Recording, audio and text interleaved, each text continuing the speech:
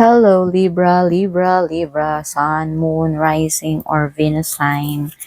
Welcome, welcome, and hope you are doing all well. No, so this is your reading for the next days. This is weekly reading. This is also a timeless reading. Pwede nang nangyayari na, or mangyayari pa lang. Collective reading din to. So, expect mo hindi lahat is makaka-relate ka. So, itabi mo lang yung mga hindi ka makaka-relate. Wag i-absorb, wag ipilit kapag hindi ka makaka-relate, ha, Libra. Overall energy is parang energetic ka ngayon, passionate, no? Parang meron kang gagawing aksyon, Libra, no? Yung baka pwede nga mag-adventure ka, yung alam yun, may bigla ang gala, pero ikaw lang mag-isa, yung ganon, or biglang magyayaya ka ng gala, ganon. So, may movement, yung tipong may fearless din, yung nagyaya ka, matapang ka, ikaw manlilibre, parang ganon. Or something na, basta padalos-dalos yung iyong kilos, no? Meron kang mga padalos-dalos na kilos or gagawin this week, this coming days, no, Libra?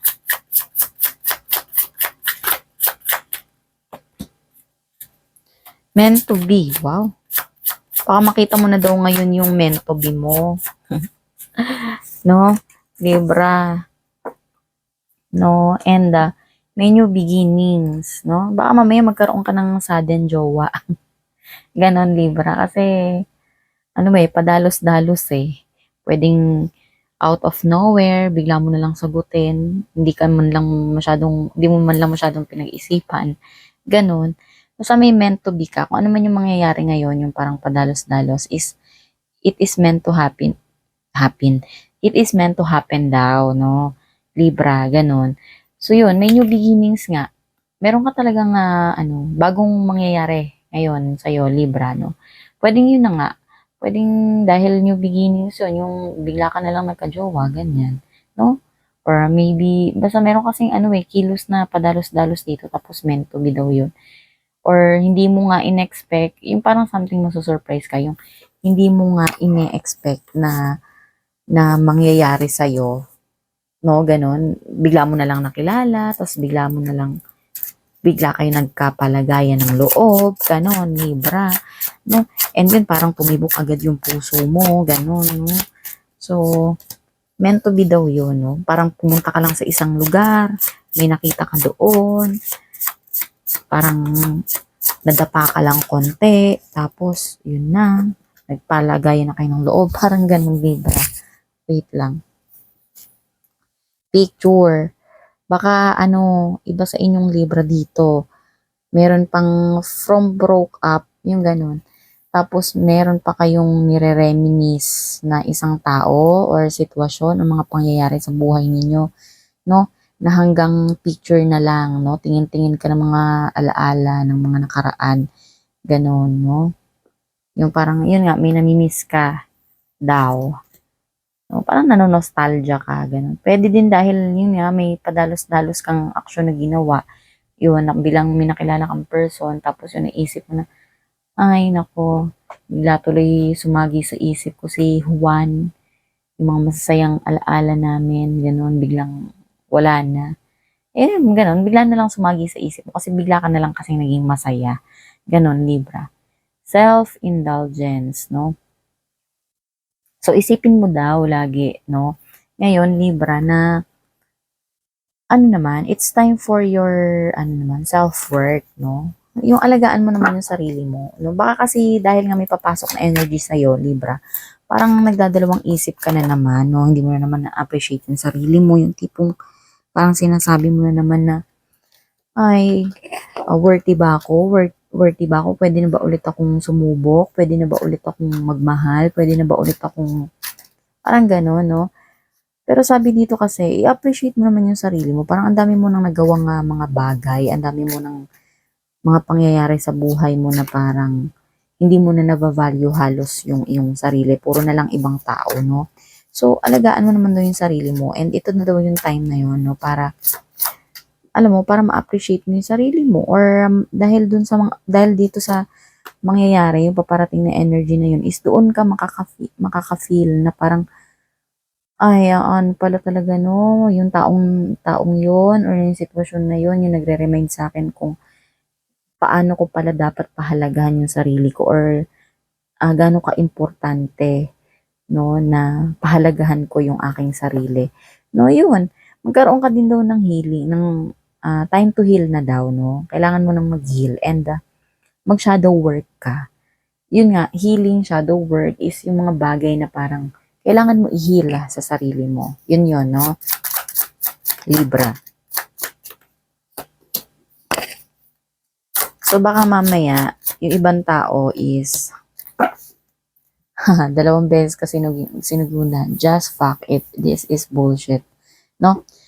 Alam mo yun, may mga tao siguro sa paligid mo na parang meron pa rin, sa kabila ng mga pinagdadaanan mo, Libra, may mga tao pa rin na parang may hindi magandang nasasabi sa'yo.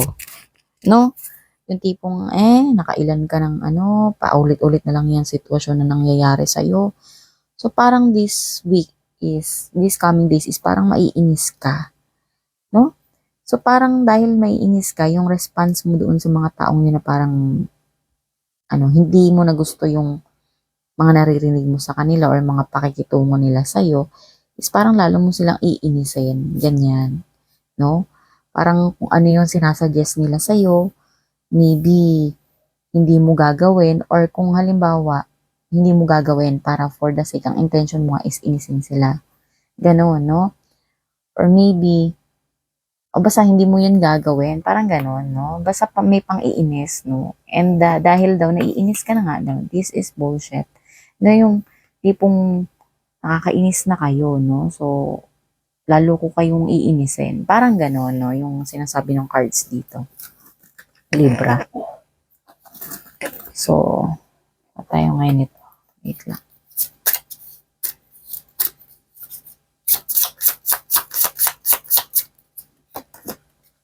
Spy. Give it time. So, ibang Libra sa inyo dito, ingat-ingat lang kasi parang baka may nang i-spy sa inyo.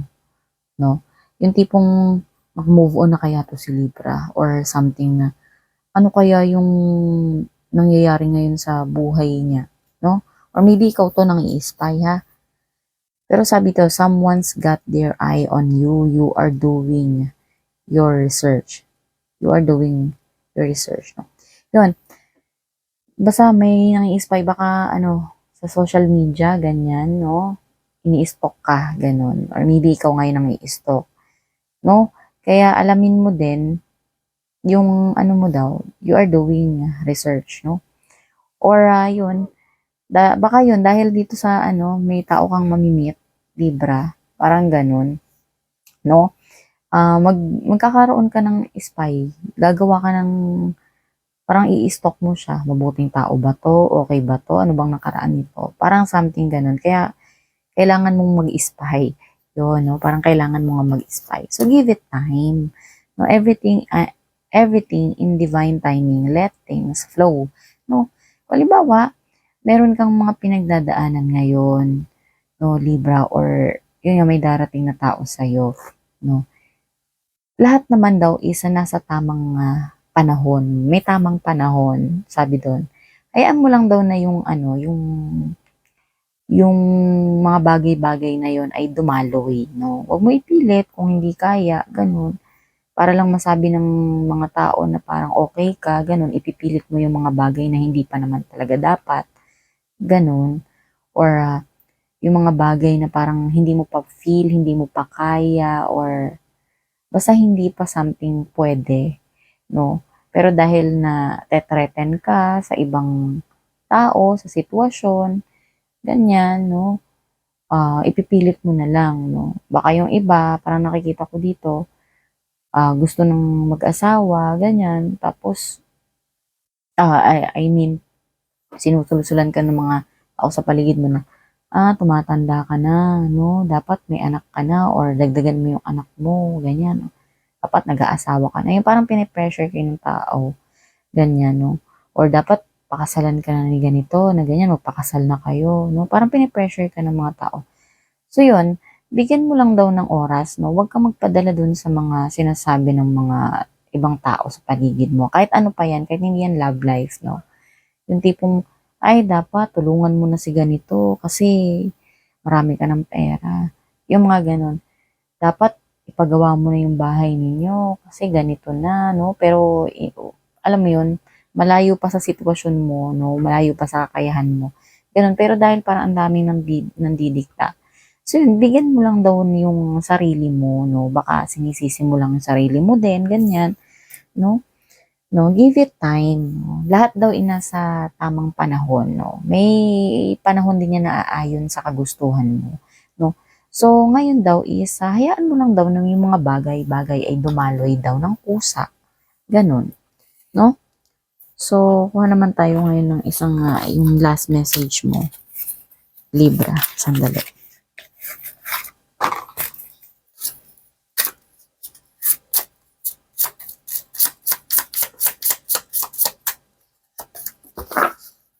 Focus your mindset on what you can control.